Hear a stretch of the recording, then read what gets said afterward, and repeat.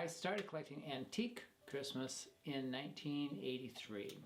And it was a winter that Christmas Eve, we had a lot of snow, so I couldn't go home. And I spent Christmas Day waking up to a beautiful sunny day and realized, here's my antique tree, little tree, just a few things, and here's my tree of new stuff. And I really liked the old stuff better. It seemed to have more character, more stories to tell, and that's what I stayed with. It's myself, Renjay, Nancy, and Carol. And we taught each other about antique Christmas, and so that's where we got started with collecting antique Christmas. When you start collecting, you slowly learn what things are. A feather tree is a tree where the green parts of the branch are actually feathers wrapped around a wire that are attached to a dowel that makes a trunk for a tree. And these were the first artificial trees. In Germany, people were going out in the countryside and cutting down trees, and pretty soon they got to actually enact laws that you could not cut down trees. So people said, well, we can use the feathers from the chickens and geese and turkeys that we eat and make these artificial looking trees. We collectors love them because they have that very horizontal branches that you hang the ornaments on, and they show up well. So this is a feather tree. This is a feather tree that we had for sale so I just stuck it over here. We decided to decorate it, and usually these foil bells are hanging straight down like this. And so I just said, well, there's a lot more dynamics to happen if you go ahead and just do something more fun with them. And so there our tree has a whole different flavor. These foil ornaments were in the 1930s. There are some in here that are tinsel, probably 1910. There are some that are chenille, 1950s. Candy canes can be any period of time. We even have a little Hansel and Gretel plastic dolls over here. Then underneath we have toys. This is a top. These again were tops that are made in Germany. A little girl in a silk dress, so when you spin it. People who are beginning collectors are going to think of buying things that they remember from their childhood off of their grandma's tree or mom and dad's tree. Almost none of the stuff on this tree have people who could remember it when it was new, because this is fairly early stuff, probably about 100 years old. And amongst Christmas collectors who are experienced, this is the tree that holds the most dynamo items. There are items on here that are made of rayon or cotton, and they're called cotton ornaments. There are also ornaments on here that are paper. This is a little paper turkey, a paper purse, a paper camel with a rider, a paper parrot on a ring. They're made using molds to press the paper, and the artisans who did that were in Dresden, Germany, so collectors call these Dresden ornaments. The cotton was also made in Germany. The glass ornaments were made in that area of Germany. There's an area there called Erschberg where there's a lot of wooden toys made, and it's been making toys for many, many years, so it's a kind of a natural spot for the frivolous little Christmas ornaments to be made and for that industry to grow.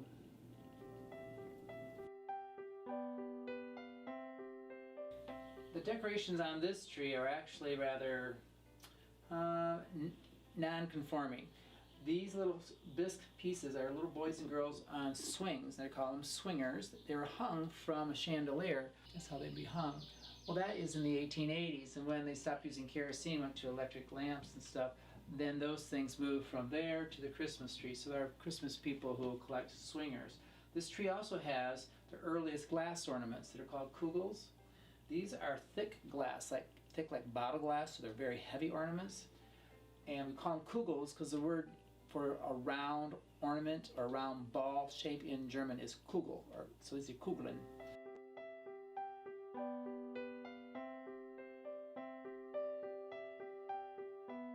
This tree here is called a matchless star tree. These matchless stars are glass prisms. They're made to screw right into this tree, and they deal with these. They were expensive when they're new, and they're expensive now. Bubble lights were patented and, well, invented in 1939, and then World War II got in the way, and so after the war, this is the latest thing. Everybody went to bubble lights, so bubble lights were the thing during the 1950s, all the rage. These bubble lights are from the late 50s, early 60s. And the tree that they're in actually has sockets in it, so you can screw them right into the tree. Most bubble lights are put on strings to be put on a regular Christmas tree. And the bubbling fluid is methylene chloride, and it just bubbles at a very low temperature. That's why a single light bulb in there is enough to get the tube to start bubbling. They're still available. There's just so many of them. And there are people who do, if the plastic is damaged, they'll take bulb lights from the bulbs from other ones and relight them. Eventually, as the supply of one dwindles out, they will become more and more expensive. Glass ornaments was an industry in a part of Germany that at one time was East Germany, but back before East Germany even existed, in a little town called Lauscha, there were glass blowers. And they used little Bunsen burners and little tubes of glass, and they had a mold, and they had a foot pedal that would put the mold open. The father would puff air into the ball and clamp it down, and then puff it to fill up in the mold, and then release it.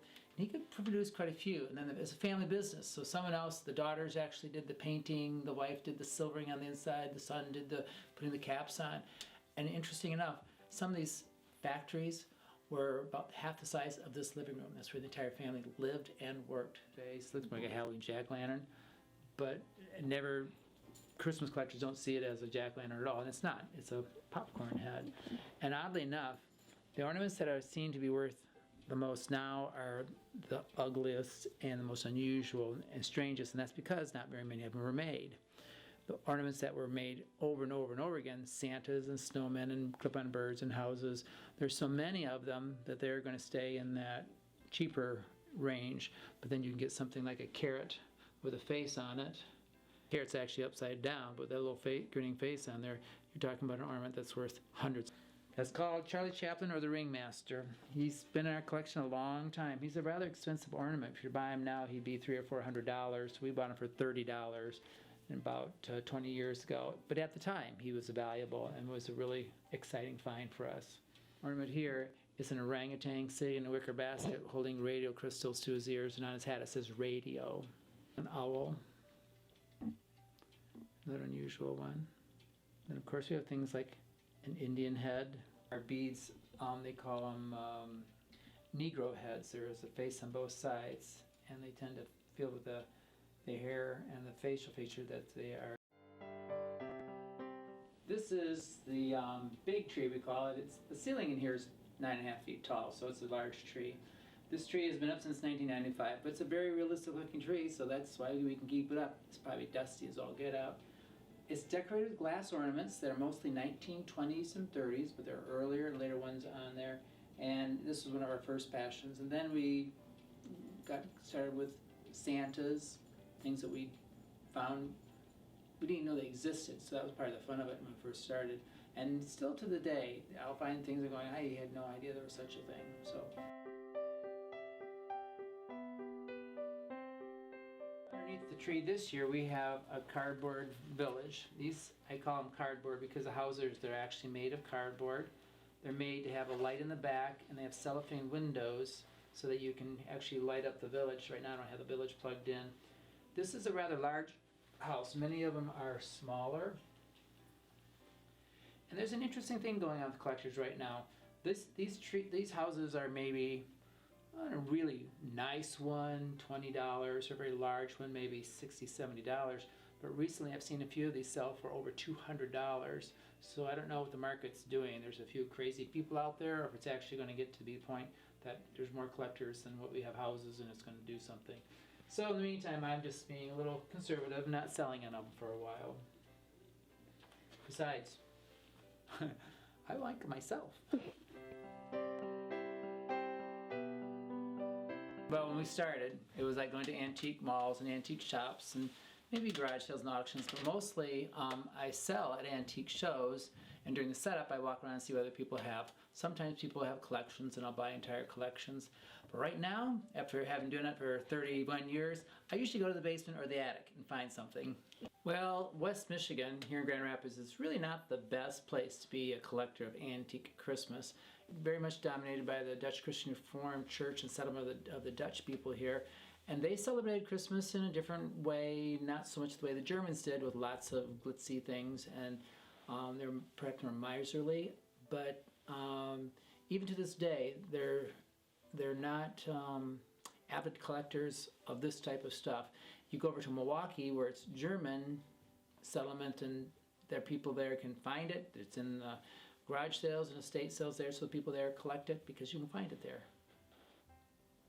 Same thing kind of around Pittsburgh, Minneapolis. There's a lot of bubble lights, for instance, in the things that we like that are early lighting. We go out to eastern Pennsylvania. The stuff for underneath the Christmas tree we find in western Pennsylvania. Columbus, we'll find a little bit of everything. This actually is from the mid-1900s, around 1950, 1960. And it's a toy that when you press down on here, the feet go forward and moves him forward. Well, I bought it because I said, it looks like something should be beside a Christmas tree. However, it took a 2-year-old visiting to sit on it and show me how it worked. And he soon had it halfway across the room. He just sat on it, pushed on the pedals, and it worked. So it's in a condition that shows some wear and tear, and it can be nicer than this and worse than this. In this case, the wear and tear on it makes it look older than it actually is. It makes it look a little more charming than it might be otherwise. This is my teddy bear from when I was a kid right here. I asked Santa for a teddy bear with a rubber nose because I'd seen it in the store. So there he sits. And he doesn't get to sit on the floor very often because the dog will probably say, there's something to play with. This is a teddy cat. This is like a teddy bear, but it's actually a cat, and it's a music box. And I haven't played her for a while. But she has her little holly skirt on. It makes her Christmassy. And again, you're out looking at Christmas stuff and something else catches your eye, and so you go in and you get something else. Then you realize, I've never seen one before. And after 20 years, you realize, I've never seen one again. I was once asked by a magazine editor if I collect Santas, and I said no, thinking I collect other than Santas. And they said, well, yeah, I do collect Santas. It was Better Homes and Gardens, so they came and had a good time looking at all our Santas. The Santas in here are German, Japanese, American, French, and it can be a Santa game, a Santa puzzle, a Santa nodder, a Santa drummer. It can be a Santa tin wind-up toy, celluloid, which is an early plastic. Santa has always been part of Christmas. And this is a relatively advanced collection, but it's rather small to people who really collect Santas. There can be a room full of Santas if you're a real Santa collector.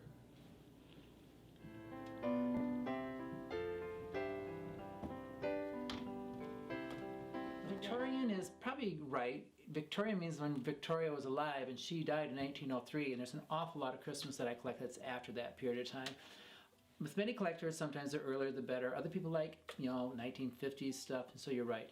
My period would be 1910, 1920, but earlier is great, and a little bit of everything. On the molding above the archway here is a collection of bottles. These are called whiskey flasks. They were given as giveaways at Christmas time. Sometimes called prohibition bottles because of kind of the period of time it was. But they have advertised, and this is Merry Christmas, Happy New Year, compliments of Drace Supply Company, Appleton, Wisconsin. Sometimes the Merry Christmas is right in the glass, other times it's on the paper label. And this is, oddly, a rather extensive collection. They're hard to find, and to have this many means that we've been at it a while, and that is true. There are also collectors of china, and this is mostly 1880s, 1890s, and it's china that has Christmas and holly on it. This is an early Roseville holly pattern. There's also a Roseville pattern, which is not, it's about 1920s, that has Santa on it. This is a feeding dish. And actually, the person I bought it from someone who bought it at a garage sale on the ground for $1. They thought it was a dog dish. And actually, it's worth about $1,200. So, but when it comes to holly things, we can have, let's grab one of these. This is called Christmas tea rose by collectors, but there's roses and holly. This is made in Germany, and it's made in Germany because that's where you can find this quality of clay for making the china. And they have fun. They would make very decorative dishes. Again, that's the same pattern. So some people collect all this pattern. Other people might collect a pattern that's called Dutch holly. It has little Dutch children with a holly border, and in their hands they have bundles of mistletoe and holly. And there's several different images. It might be just the boy or just the girl. Here he has 3 children underneath an umbrella. So, and then one of the more expensive patterns amongst collectors is a pattern made by T.V. Limoges out of France. It has a dark green border, and this is just a small dish because I can't afford the great big expensive ones.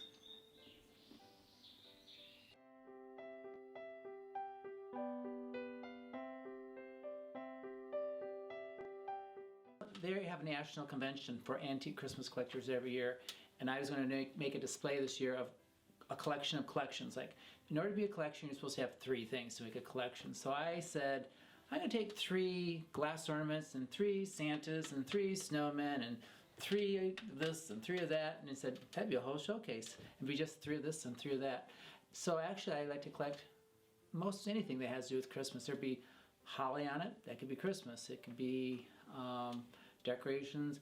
What I don't really do much is big outdoor decorations, but there are people who collect that stuff. The Christmas light bulbs I collect a little bit, like figural that are Santas and snowmen, but I don't really do much of those. They're just kind of a curiosity too. So mostly it was glass ornaments, Santas, things that are used to go underneath the Christmas tree, like an extended nativity, and things that were used to light the tree before we had light bulbs. You'd light the candles and the heat would make the propeller move and all the cylinders move, and so we have sheep and zoo and houses, but you could put nativity figures on there or whatever, and it's called a pyramid. And it's made in the Erzgebirge area of Germany where there's plenty of wood. This corner here we have a collection of jack-in-the-boxes, Hummels, early Marx toys. So those are things that you kind of get into simply because you don't find any Christmas on the strip. Well, look at this, that's kind of fun. So let's get into that.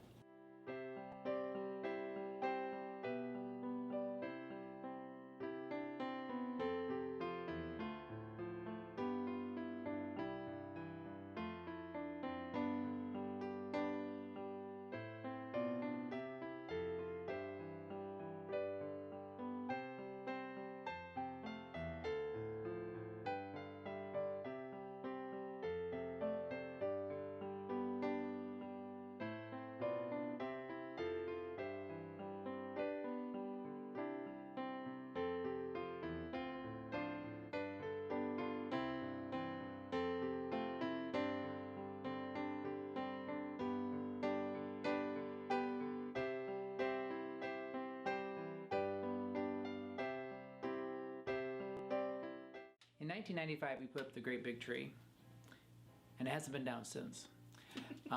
Partly because where I might put stuff away, it's full of stuff already.